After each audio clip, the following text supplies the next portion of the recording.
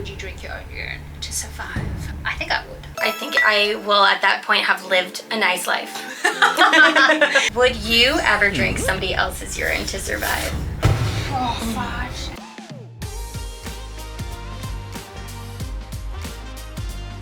Hey guys, welcome back to the channel. Today I'm with Jen Levinson. You have probably seen her on BuzzFeed videos. She's an actor, writer, producer, and also an on-camera host for brands like Wrong Way and Truly Beauty. Thanks for having me. You're welcome. Thanks for being here. I'm excited. Today we'll be reacting to how far people go to look young forever in increasingly extreme ways. I'm scared because once I know these techniques, I may want to utilize them. Same. Could not agree more. Okay, let's get straight into it. Level 1. Oh,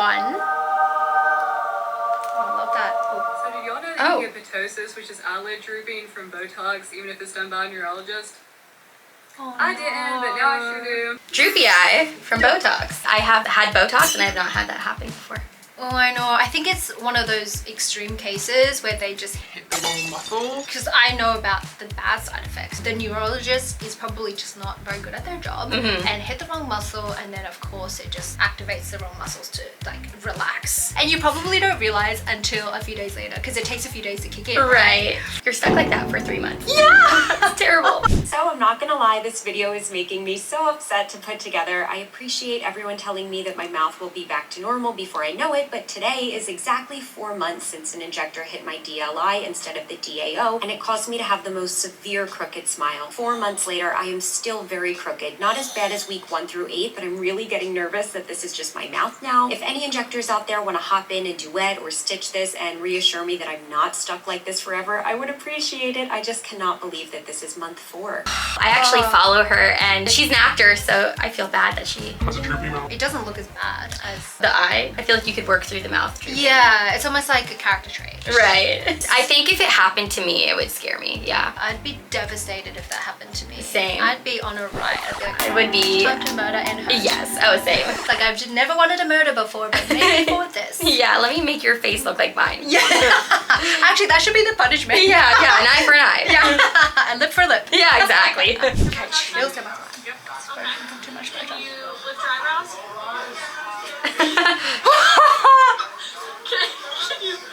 Can you frown? Okay, there's a little bit of frowning here.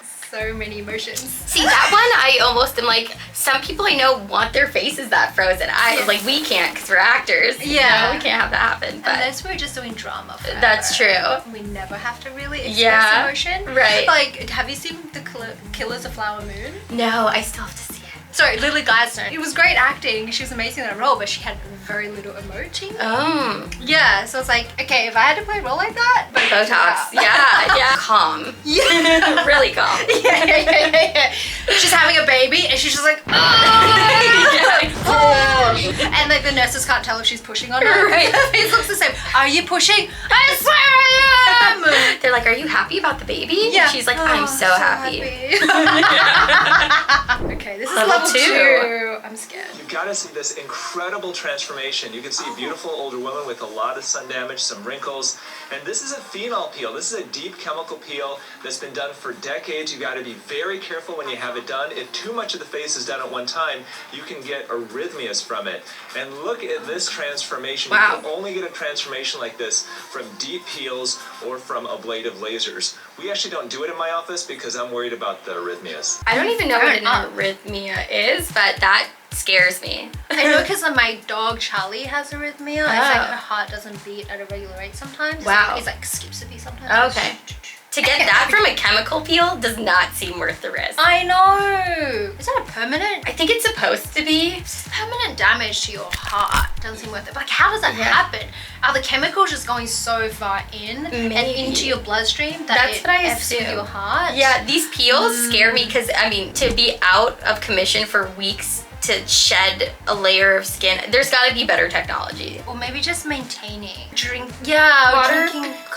Water, Collagen. collagen, Yeah. or activating our muscles to generate more collagen. I mean, there are beauty products out there. Oh, which assist totally. in that. But that was such a drastic change. It was. She my looked great God. after. Yeah, Yeah. she looked amazing. Check out this phenol peel. This is a really aggressive and perhaps one of the most aggressive types of chemical peels that Oh you can do. my god, the skin's She's like peeling, it's cracking and coming open. This has to be done by a trained professional, and often we actually use cardiac monitoring during a phenol peel. But this is her before, so this is before the procedure, and then this is after the procedure. So you can see that after they peeled everything off, that she's had a lot of tightening, incredible transformation here, but this is risky. It should never be done at home. Beautiful result 21 days after the peel. That's crazy. That looked like a facelift. insane. I know. Now I'm kind of sold. I'm like, if I don't have to have some surgery down the line, not that anyone has to, like we could just embrace aging, but you know, if that's a few weeks of work, I might be down. It would be a rough 21 days. And would they have the same risk? Arrhythmia. But she looked great after. I'm like, I cannot believe that was from a peel. Like, what exactly happens in a peel? I think they put it on your skin and then you leave it on and it's supposed to like shed the layers of your skin. But I've never heard of a peel that tightens the skin like this. It looked like something cracked and then a baby was born. Right. A baby of beautiful skin. Yeah. But how sensitive is that skin underneath? Like, it must be just like so soft or something. Yeah, I'm sure so much could go wrong if you have someone who's not experienced using this type of stuff. She looks great, but Yeah. the skin underneath would be so sensitive. You'd have to wear sunscreen forever. Oh, Otherwise yeah. you'd get cancer. And how quickly does her face then deteriorate and turn back to that wrinkly self? Right, like how often do you have to get a peel? At that point, it's like, I'd almost rather get a facelift if it's permanent. Okay, so you probably wouldn't do that. I don't think so. It looks, I mean, I love the transformation was gorgeous, but it looks painful. I'd love to know how painful it was. Even those like Little botox injections really killed me. Oh, yeah. squeezing my squeezy toy so hard. Yeah. I don't know if I could go through that. Level 3. Level 3. Why do you drink urine, Jonathan? The real question you should be asking yourself is, why do I not drink urine? You've got all your hormones. You've got your whole list of neurotransmitters. A lot of people do a lot of healing through it for their mental state of mind. They're kind of wasting another way. It is a huge thing that Big Pharma doesn't really want you to know about, because we would not need all their medications. There are situations where you are in a dire situation and you have no idea that your body can produce these medicines, because it's actually giving you fragments and information of what you're uniquely infected with. Let's say even if you have mercury, you'll have actually very low levels of mercury, infinitesimal amounts of mercury in your urine. You reintroduce it into the body, it identifies and removes it, and that's why you can see with studies their mercury levels go down when they consume urine, not up. This is why people mistake it as a waste product. When you open your heart to truth and you're willing to look at information that is shocking to you, you end up being extremely powerful in situations where people need you, and it does save lives. Oh! Hard pass, no. Conspiracy theory. Totally. That guy is delusional. I hope he gets the help he needs. My heart goes out to him. He looked way too young to be Yeah. trying to taste his own urine.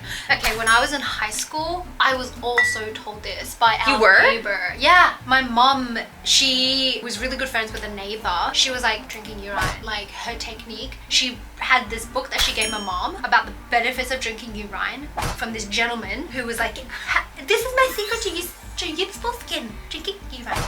And like one of their earlier stories was there was a guy that was trapped in, there was like a natural disaster, an earthquake. He was trapped in the rubble. He couldn't consume anything. The only way he survived was drinking his own urine. And the story goes, when they came out of the rubble, got rescued, they actually looked healthier than like they should have been. I mean, I've heard stories of survivalists drinking urine. Yeah. I would choose death. I don't think I could drink urine. I refuse to believe. I mean, I refuse to believe that it's better for you than water.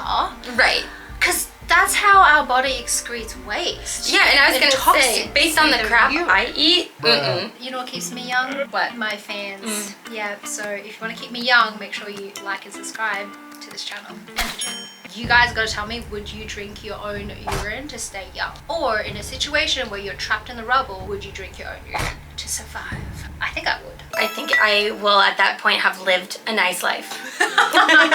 Would you ever drink somebody else's urine to survive? Oh, fudge. Okay, it's a hard one, but depends how desperate I am. Okay, this is day 3 and I'm starting to deliriate from dehydration. Maybe. I respect it. Next, let's move on. Every morning I drink my first of the day. Another one! One has all the good stuff in it. And then from there, I kind of gauge on how much I'm going to drink throughout the day. Say I ate like crap a couple days in a row, and I kind of want to just like cleanse everything out of my body. I'll drink probably 4 or 5. Biggest ailment was my digestive issues. Okay. Yeah. And it helped that. Yeah. Oh, big time. Having a constipated digestive system equates to a constipated brain. Right. It can lead to things like depression, anxiety. I noticed benefits right away. For instance, my first day of drinking it, I woke up at like 2 or 3 in the morning for some reason. I was like, I'm going to give it a try. I took 1 sip, I went back to bed, and I was like dreaming very lucidly. And so when you consume your urine, you're getting your own medicine of melatonin. Topical. Yes, and you use that for acne and everything. And actually, when I started to apply it topically, probably 10 months ago, I got rid of all my soaps, shampoos, conditioners. Wow. I use it as eye drops in my ears. When I came across urine therapy, I was like, let me just do a search here and see what urine therapy does for hair. And sure enough, it stops hair loss as well. This is also giving me flashbacks of that lady. She said, yes, she would apply it to her skin as well, like wipe her skin with it. Was she married? Yeah, I think her husband was doing it too. Oh, I know, conspiracy theory believers. Okay, I feel like what he said about waking up and having lucid dreams, that's just toxins. I agree. He looks like he subscribes to his own urine delivery service. Oh yeah. Yeah, the whole time I was watching going like, do you make out with people? Like, do people touch those lips? Oh God, I hope it comes with a warning. Yeah, like urine. I would honestly have to be in a psych ward if I found out the person I was dating was drinking their own urine. It would just really mess me up mentally. Yeah, but why? Not to be judgmental, but I'm like, that just crosses a line for me. So it might be helping your skin, but it would mess up my mental health. Yeah. I don't know if that's valid. I feel like he definitely needs to put that on his profile. Yeah. Women can they can decide for themselves. Right. But they need to be warned. Yeah. Good luck to him. Next. Level 4. Brian Johnson. Brian Johnson. He calls himself the world's most measured human. He's spending $2 million a year on a team of 30 doctors to reverse aging. Reverse? Whoa. More often, people have used plasma transfusions and young plasma for hair regeneration, so injecting into the scalp. If you think about it, people have been donating plasma since the 50s and 60s. It's beneficial for the donor as well as the recipient. All right, well, Talmadge will be up first. Is that cool?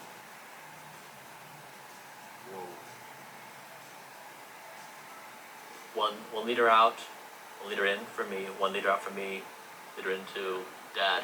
Honestly, that seemed less extreme than the pee.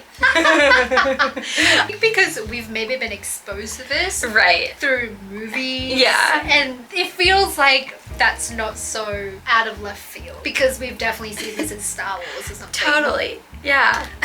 Which seems more realistic than anything. It's weird, but I'm like, I could be intrigued. Oh. I think I'd do the blood transfusion. I have no idea what would happen, but I've seen a lot about this guy, Brian Johnson, and his whole life revolves around anti-aging. It doesn't seem harmful if the blood is going directly from one body to another, whereas like urine to me just seems like an issue. Yeah, right. If I don't have to touch anything or like ingest it. Cool. What about you? You don't really see it, and you don't really feel the pain. Is it ethical? That's a great question. I mean, if the young donors are willing to give blood, right? It's like donating blood to me. I wonder how much blood they donate. That looked like a big bottle. Yeah. That was like a good maybe 500 milliliters. Like 2 of these, it looked like. I would be curious what the repercussions are on the younger person, because that's a great question. Like, is it ethical? I don't know. I'm very fascinated with the whole anti-aging culture. I'm working on a script right now about like the lengths people will go to stay and look young. Yeah. And there's some, like the urine thing clearly would not do that, but some of this other stuff, it does scare me. I wouldn't say no though. Like I could see myself, this is terrible. We need to learn to love ourselves and like age gracefully, but I could definitely see myself being one of the first in my friend group to be like, let me get a facelift. I'll do it for the team. I'll test it out. Yeah. But it can be a rabbit hole, you know, once I've gotten Botox and then it's like, what else can I do? I love the Botox, what can I do now? So it's finding a balance, I think. I've only done the Botox once. I don't even know what the effects are yet. It hasn't kicked in because I only did it on Tuesday. Yeah. It's more like the mental hurdle of it.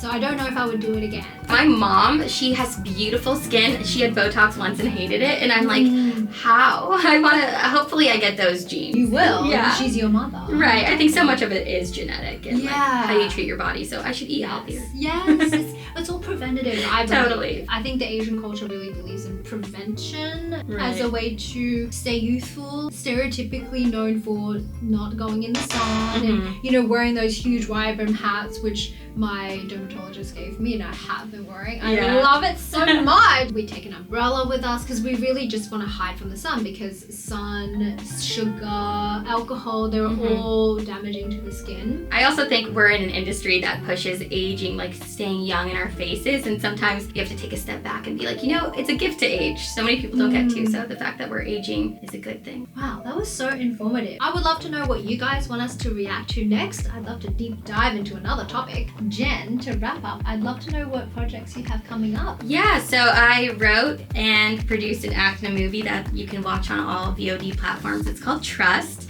It's out right now, so I've been working on getting it out there more. And then I'm working on a script about aging, so hopefully that'll be in the future. But you can find me on all the socials at JenHearts247. JenHearts247, go get it. Hey guys, Future Shu here. If you want to stay looking young but you don't want to dabble with cosmetic procedures, may I recommend this video here. It's my skincare on a budget series where I go through skincare options on a $20 budget, a $100 budget, and an unlimited budget. Check it out. Oh, and if you want to subscribe, you can press this button here. See you next week.